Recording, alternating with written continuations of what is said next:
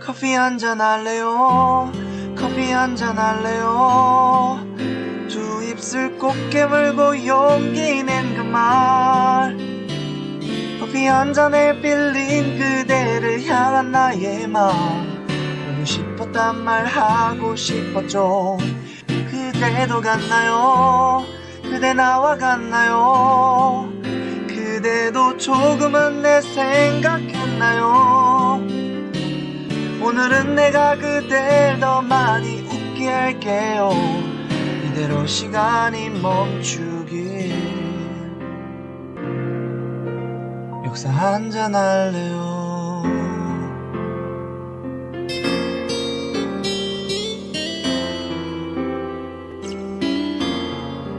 우철쌤의 역사 카페.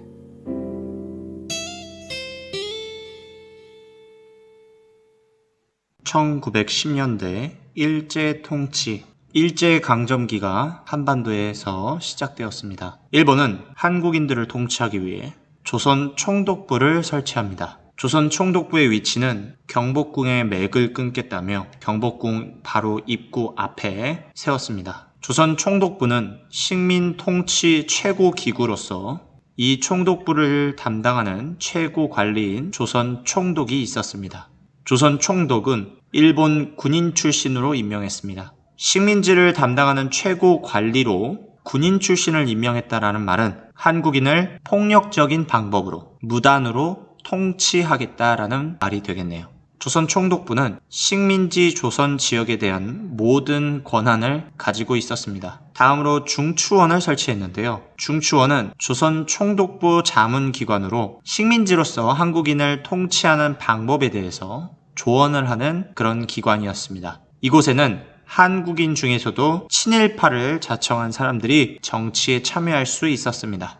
또한 식민지가 시작되자 지방행정구역을 개편합니다. 최근 지방행정구역의 변화를 살펴보면 2차 가보개혁 때 8도에서 23부로 바꾸고 아관파천 직후에 23부에서 13도로 바꾼 다음 일제강점기 1910년대에 와서 13도, 12부, 220군으로 바꾸었습니다. 1910년대에 한국인 대상으로 한 교육제도입니다. 한국인에 대한 교육에 많은 제한을 두었습니다. 한국인들을 일반 단순 노동자로 사용하기 위해 고등교육, 대학교육을 제한시켰고 보통교육과 실업교육 위주로 한국인을 교육했습니다. 보통교육이란 초등교육을 의미합니다. 여기에 더해 보통학교, 지금으로는 초등학교인데 초등학교를 4년만 다니도록 했습니다. 이는 일본의 보통학교보다 적은 연수로 말을 알아듣고 읽고 쓸 줄만 알게 교육시킨 다음 한국인을 노동자로 취급하겠다라는 말이 되겠죠. 또한 일본인들의 말을 잘 듣게 하기 위해 일본어 중심 과목으로 교과목을 편성했습니다.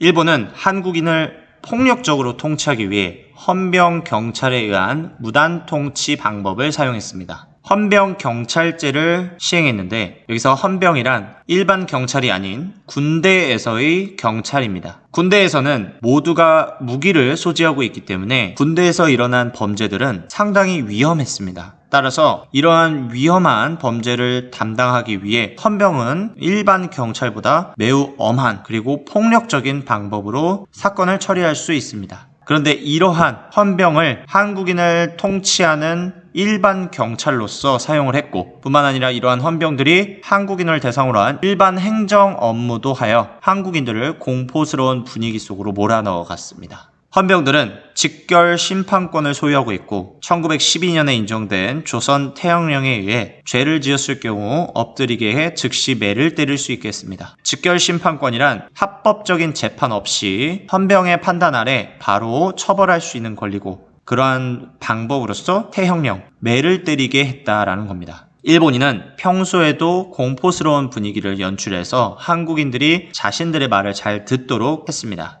일반 관리나 학교 선생님들에게 제복, 칼을 착용하게 해서 한국인들이 말을 잘 듣도록 했다라는 겁니다. 또한 일본인들은 한국인의 기본권을 박탈합니다. 언론, 출판, 집회, 결사, 줄여서 표현의 자유를 박탈했고요. 신문지법을 시행해서 한국인이 발행한 신문을 폐간 조치했습니다. 뿐만 아니라 정치단체, 학회를 해산했다. 이후 일제는 일본 제국은 한국 토지를 약탈해서 일제의 경제력을 확보하기 위해 1910년부터 18년 동안 토지 조사 사업을 벌였습니다. 1912년 토지조사령을 선포했고 직접 신고주의를 원칙으로 내세웠습니다. 직접 신고주의란 토지 소유자가 직접 소유권을 신고해야 소유권을 인정하겠다라는 원칙입니다. 제1조 토지의 조사 및 측량은 본령에 의한다. 제4조 토지 소유자는 조선 총독이 정하는 기간 내에 임시 토지조사국장에게 신고해야 한다. 이러한 토지조사령의 결과 토지조사령에서 안내한 기간 내에 신고하지 못한 많은 한국인들이 토지를 빼앗기게 되었고 황제의 토지와 각 관청의 토지 등도 조선 총독부가 빼앗아 갔습니다.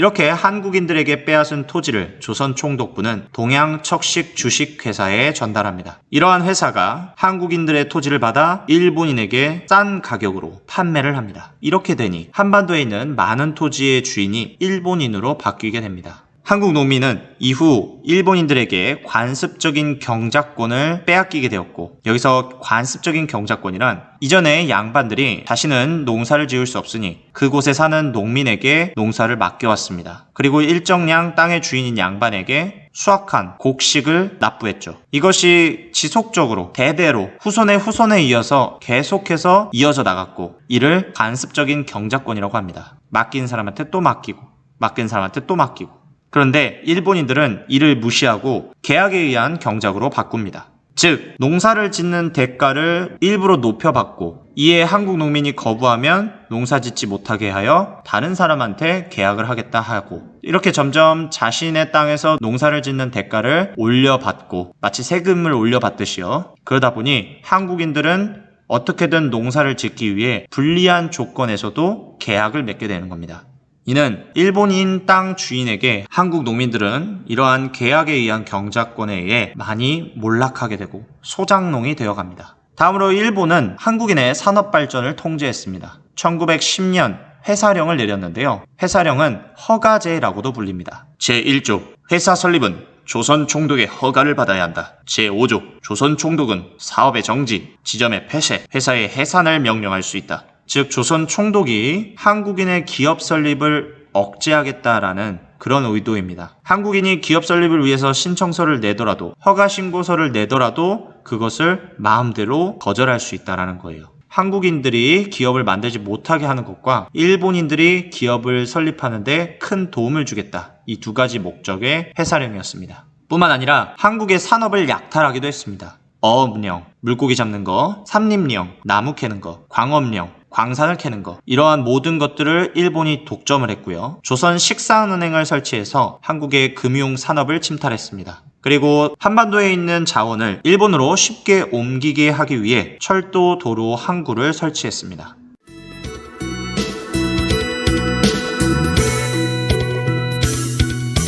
따라하면 돼요. 카운터 줄게요. 어렵지 않아요. 단순하긴 해도 힘이 될 거예요. 행복의 주문 하나 둘 셋 넷 행복해져라 행복해져라 행복해져라 행복해져라 행복해져라 행복해져라 행복해져라 행복해져라 우울한 사람도 지친 사람들도 행복해져라 행복해져라 행복해져라 여기까지가 1910년대 일제 통치 관련된 내용입니다. 우리는 다음 영상에서 다시 만나요. 바이바이.